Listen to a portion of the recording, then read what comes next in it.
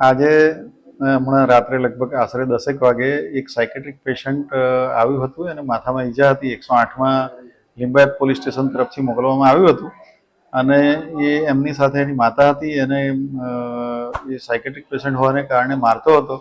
એ દરમિયાન આંખ વિભાગની એક રેસિડેન્ટ બીજા અન્ય પેશન્ટને ચેક કરવા માટે આવેલ.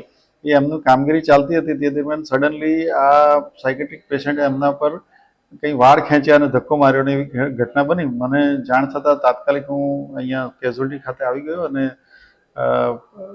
ખટોદરા પોલીસ સ્ટેશનમાં જાણ કરતા પીએસઆઈ અને એમનો સ્ટાફ પણ આવી ગયો અને અહીંયા અમારા સિક્યુરિટી ઓફિસરને બધા હાજર છે અને અત્યારે ફરિયાદ લેવાની કામગીરી ચાલુ રહી છે. સર, ભવિષ્યમાં આવી ઘટના ન બને તેના માટે શું તકેદારી? અહીંયા વધારે સિક્યુરિટી ગાર્ડ રાખવાની જરૂરિયાત છે તો તે મુજબ વધારે સિક્યુરિટી ગાર્ડ રાખવામાં આવશે. તદુપરાંત અહીંયા પરમનન્ટ પોલીસ કર્મી કેઝ્યુઅલ્ટીમાં રાઉન્ડ ધી ક્લોક 2 રાખવાની રજૂઆત આજ રોજ સીપી સાહેબને અમે કરેલી જ છે.